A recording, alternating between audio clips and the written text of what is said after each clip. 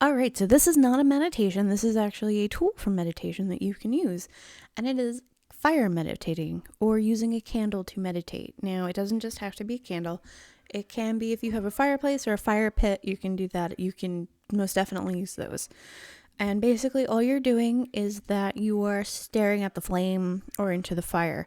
Some people might actually say this is a form of fire scrying. They would be correct. However, this can also be a tool used for introductory or for new people that are meditating and would feel better with a visual focus rather than an audio cue or even a physical cue. So instead of focusing on your breathing as you do for silent meditation or music as you would during a musical meditation, or even listening to someone's voice for a guided meditation, you have this visual focus.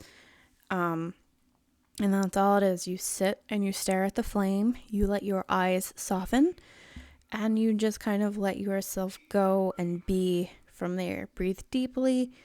It's up to you if you want to do this for 10 to 15 minutes or if you want to do it for a little less. It will depend on your situation and where you are, also how much of your candle is left. And if you have any furry companions or little hands that are about, you also might want to make sure that you are using something safe.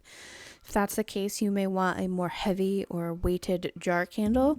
But traditionally, you can use something like a tea light, something like a votive, just sit and stare at, or something that like an altar candle, or this is also known as an intention candle.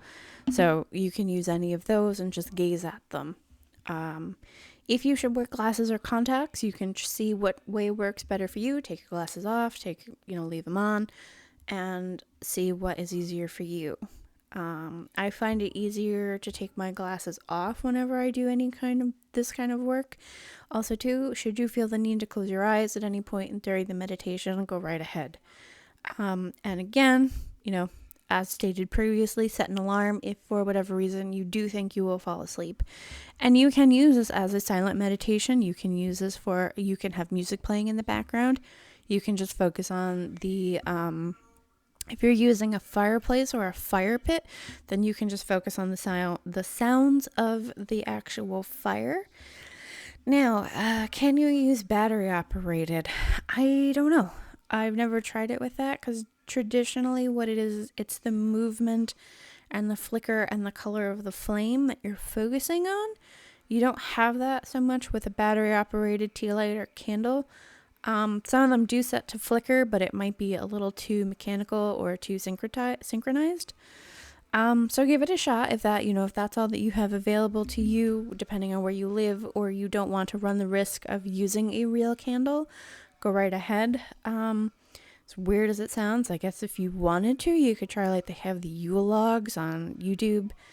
If you're really in dire straits, you can try that, but that I'll leave up to you. That I personally don't think that would work the way you want it to, because I feel like that's just too computerized, too mechanical, and there's not a lot of that natural flicker. But again, you have to work with what you have. So if you're in an apartment with no fireplace and you don't really want to light up a candle, then yeah, I could see that maybe working for you. So this is just simply another tool that you can use to practice your meditation. If you like it, great. You might not, or you might just feel like, I don't really need it. That's fine. This came out of a book that I had read years ago on just basic meditation, and that's actually where this tool came from. So it's both an introductory tool and a far more advanced tool depending on the tradition and the really, it's more the tradition that either you've been trained in or are studying, or if you're just kind of winging it and see what works for you. So hopefully you will find this useful. It's another tool you can use. So take care. And until we meet again, bye.